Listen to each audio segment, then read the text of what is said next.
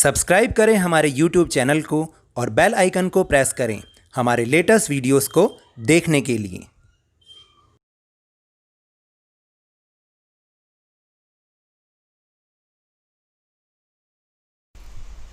Hello and welcome to Lovneesh sir की class. आज की ये शिक्षा निदेशालय राष्ट्रीय राजधानी क्षेत्र दिल्ली की वर्कशीट नंबर 4, जो कि सिर्फ क्लास 8 के स्टूडेंट्स के लिए ही है, यह ली गई है हिंदी विषय से, जिसमें हम पाठ समझ रहे हैं लाख की चूड़ियाँ भाग 4।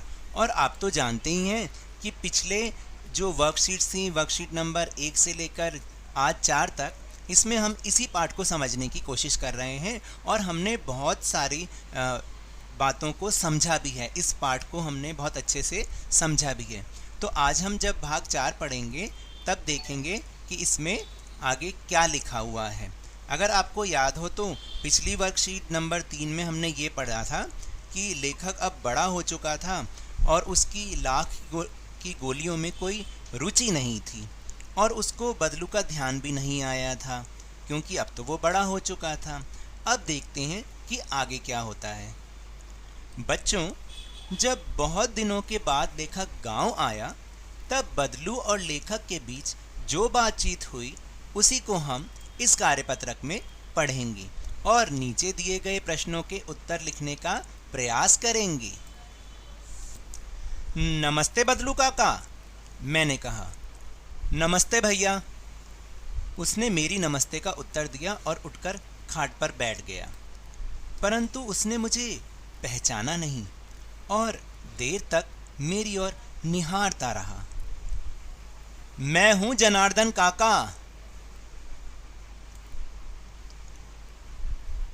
तो फिर लेखक ने कहा, मैं हूं जनार्दन काका, आपके पास से गोलियां बनवा कर ले जाता था।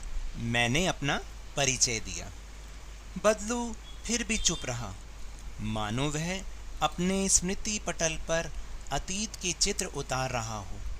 तब वह एकदम बोल पड़ा, आओ आओ लला, बैठो, बहुत दिन बाद गांव आए। हाँ, इधर आना नहीं हो सका काका, मैंने चारपाई पर बैठते हुए उत्तर दिया। कुछ देर शांति रही। मैंने इधर उधर दृष्टि दोहराई। ना तो मुझे उसकी मचिया ही नजर आई और ना ही भट्टी। आजकल काम नहीं करते काका, मैंने पूछा। नहीं लला, काम तो कई साल पहले से बंद है। मेरी बनाई हुई चूड़ियां कोई पूछे तब तो। गांव में कांच कांच का प्रचार हो गया है। वह कुछ देर चुप रहा और फिर बोला, मशीन युग है ना यह लल्ला, आजकल सब काम मशीन से होता है। खेत भी जो मशीन से जोते जाते हैं और फिर जो सुंदरता कांच की चूड़ियों में होती है, लाख में कहाँ संभव है। लेकिन कांच बड़ा खतरनाक होता है, बड़ी जल्दी टूट जाता है, मैंने कहा। नाजुक तो फिर होता ही है लला। कहते कहते उसे खांसी आ गई और वह बहुत देर तक खांसता रहा। मुझे लगा उसे दमा है। अवस्था के साथ साथ उसका शरीर भी अब ढल चुका था। उसके हाथों पर और माथे पर नसें उभर आई थी। जाने कैसे उसने मेरी शंका भांप ली और बोला, दमा नहीं है मुझे, फसली खांसी है। यही महीने 2 महीने से आ रही है। 10-15 दिन में ठीक हो जाएगी। मैं चुप रहा। मुझे लगा उसके अंदर कोई बड़ी व्यथा छिपी है। मैं देर तक सोचता रहा कि इस मशीन युग ने कितने हाथ काट दिए हैं। कुछ देर फिर शांति रही, जो मुझे अच्छी नहीं लगी। आम की फसल अब कैसी है काका? कुछ देर पश्चात मैंने बात का विषय बदलते हुए पूछा। अच्छी है लला, बहुत अच्छी है, उसने लहक कर उत्तर दिया और अंदर अपनी बेटी को आवाज दी, अरे रज्जो, लला के लिए आम तो ले आ। फिर मेरी ओर मुखातिब होकर बोला, माफ करना लला, तुम्हें आम खिलाना भूल गया था।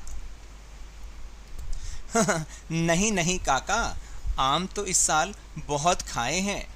वाह वाह, बिना आम खिलाए कैसे जाने दूंगा तुमको। मैं चुप हो गया। मुझे वे दिन याद हो आए जब वह मेरे लिए मलाई बचाकर रखता था। गाय तो अच्छी है ना काका? मैंने पूछा। गाय कहाँ है लला, 2 साल हुए बेच दी। कहाँ से खिलाता? इतने में रज्जू, जो उसकी बेटी, अंदर से एक डलिया में ढेर से आम ले आई। ये तो बहुत हैं काका, इतने कहाँ से खा पाऊंगा, मैंने कहा। वाह वाह, वह हंस पड़ा। शहरी ठहरे ना, मैं तुम्हारी उम्र का था तो इससे चौगुने आम एक बखत में ही खा जाता था। आप लोगों की बात ही और है, मैंने उत्तर दिया। अच्छा बेटी, लला को 4-5 आम छांट कर दो, सिंदूरी वाले देना। देखो लला कैसे हैं, इस साल यह पेड़ तैयार हुआ है। रज्जो ने 4-5 आम अंजुली में लेकर मेरी ओर बढ़ा दिए। आम लेने के लिए मैंने हाथ बढ़ाया तो मेरी निगाह एक क्षण के लिए उसके हाथों पर ठिठक गई। गोरी गोरी कलाइयों पर लाख की चूड़ियां बहुत ही फब रही थीं। बदलू ने मेरी दृष्टि देख ली और बोल पड़ा, यही आखिरी जोड़ा बनाया था जमींदार साहब की बेटी के विवाह पर। 10 आने पैसे मुझको दे रहे थे, मैंने जोड़ा नहीं दिया, कहा शहर से ले आओ। मैंने आम ले लिए और खाकर थोड़ी देर पश्चात चला आया। मुझे प्रसन्नता हुई कि बदलू ने हार कर भी हार नहीं मानी थी। उसका व्यक्तित्व कांच की चूड़ियों जैसा ना था कि आसानी से टूट जाए। तो देखा बच्चों आपने किस तरीके से बदलू और लेखा के बीच ये जो बातचीत हुई, बिल्कुल ऐसा लगता है कि जैसे हमें वो दृश्य हमारे आंखों के सामने आ रहा है। तो आपको इस बातचीत से कुछ समझ आया? अब हम इसके प्रश्नोत्तर करने का प्रयास करते हैं। प्रश्न नंबर 1 है कि बदलू के मन में ऐसी कौन सी व्यथा थी जो लेखक से छिपी ना रह सकी? तो इसका उत्तर है, मशीनी कांच की चूड़ियों का चलन बढ़ जाने से बदलू की लाख की चूड़ियां अब कोई ना खरीदता था। इसी कारण उसकी चूड़ियों का काम बंद हो गया। यह व्यथा लेखक से छिपी ना रह सकी। फिर दूसरा प्रश्न है, मशीनी युग से बदलू के जीवन में क्या क्या बदलाव आया? तो इसका उत्तर भी हमने ऊपर समझा था। अचानक मशीनी युग आने से मशीन पर बनी कांच की चूड़ियां अधिक बिकने लगीं और बदलू की चूड़ियां सबने लेनी बंद कर दी। ऐसा होने पर उसका जो पैतृक पेशा था वो अब जाता रहा। उसको अपनी गाय भी बेचनी पड़ी क्योंकि उसके पास खिलाने के लिए कुछ नहीं था। अब वह आम की फसल उगाता था। फिर प्रश्न नंबर 3 है, मशीनों के आने से हमारे जीवन में क्या क्या बदलाव आए हैं? मशीनों से होने वाली 2 हानियों और 2 लाभों के बारे में लिखिए। तो इसका उत्तर भी हमने ऊपर समझा ही था कि मशीनी युग के आने से हमारे जीवन में अनेक बदलाव आए हैं। पहले किसी काम को करने में अनेक व्यक्तियों की आवश्यकता होती थी, लेकिन आज मशीनों के आविष्कार से अकेली मशीन कई लोगों का काम कर लेती है। तो मशीनी युग के हानि और लाभ दोनों इस प्रकार हैं। पहले हम नुकसान या हानि के बारे में जानेंगे। पहला नुकसान है कि मशीनी युग के कारण कई पुश्तैनी कारीगर बेघर हो गए, और दूसरा, मनुष्य अब अपने छोटे छोटे कार्यों के लिए मशीनों पर ही निर्भर हो गया है।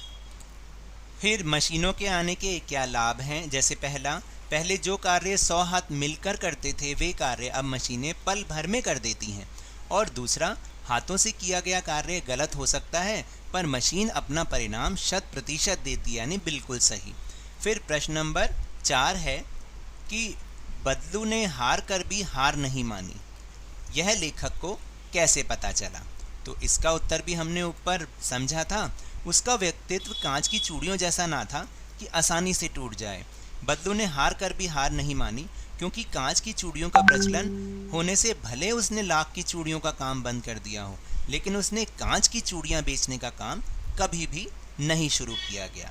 तो ये तो थी आज की वर्कशीट। अगर मेरे इस तरह समझाने से आपको थोड़ा सा भी समझ में आया हो तो इस चैनल को ज़्यादा से ज़्यादा सब्सक्राइब कीजिए, लाइक कीजिए और बहुत ज़्यादा शेयर कीजिए, और मेरे साथ इसी तरह वर्कशीट को समझते रहिए, लेकिन ध्यान और मन लगाकर ज़रूर पढ़ते रहिए।